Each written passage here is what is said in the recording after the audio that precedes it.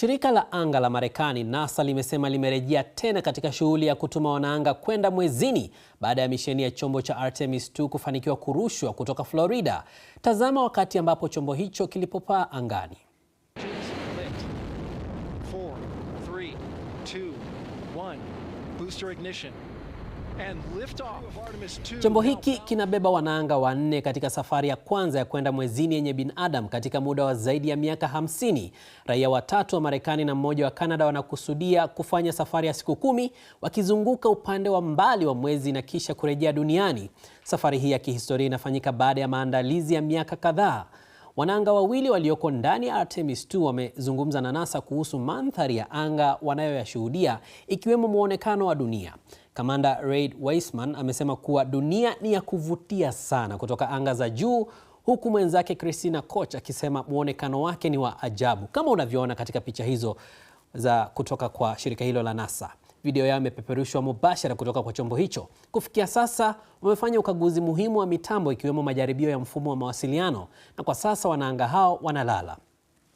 Ratiba yao ya kulala inadhibitiwa kwa karibu sana, kama tu ilivyo kwa kila kitu kwenye safari hii, ili kuhakikisha kuwa wamepumzika vyema, lakini wanatekeleza majukumu muhimu pale inapohitajika.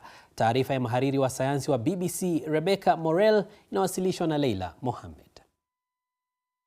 Majina yao yataandikwa katika kumbukumbu za historia. Jeremy Hansen, Victor Glover, Reid Wiseman na Christina Koch waliziaga familia zao kwa hisia kali, na ulikuwa wakati wa kuelekea juu ya roketi yao yenye urefu wa mita 100. Wamefanya mazoezi ya miaka mingi kwa ajili ya hili, na sasa hatimaye wanalifanya kwa kweli. Yes, mitambo ya RS 25-43-21 washa engine, na sasa ni wakati wa kupaa. Ni rasmi, kikosi cha Artemis 2 kinaelekea mwezini.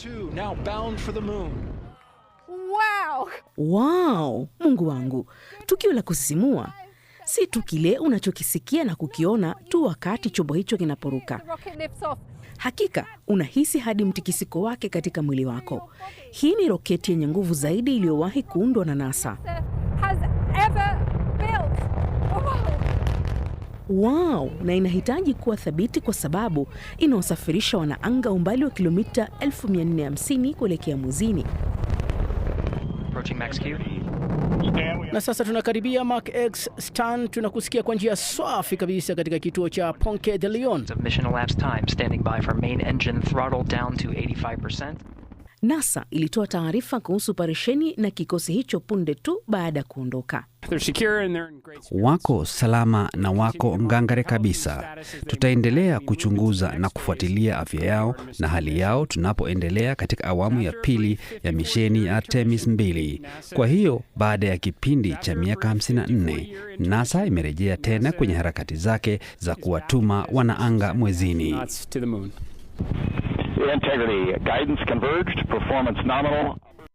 Chombo cha anga cha Orion sasa kinazunguka dunia kikiwa na Kamanda Reid Wiseman akiwasiliana na kituo cha udhibiti wa operesheni ardhini. We have a beautiful moonrise. We're headed right at it. Flight day 1 and flight day 2. Siku ya kwanza ya safari na siku ya pili ya safari huenda usijisikie kula sana. Mwili wako unazoea hali ya uzito 0 na unahitaji muda kidogo kuzoea. Kwa sasa wanafanya kazi kwa bidii, wanafanya wanachohitaji kufanya. Baada ya ukaguzi kukamilika, kituo kinachofuata kitakuwa mwezi. Enzi mpya ya uchunguzi wa anga imeanza. Ni safari ambayo inafuatiliwa na mamilioni ya watu kote duniani, na wengi wanatumai kwamba watarejea salama salmini.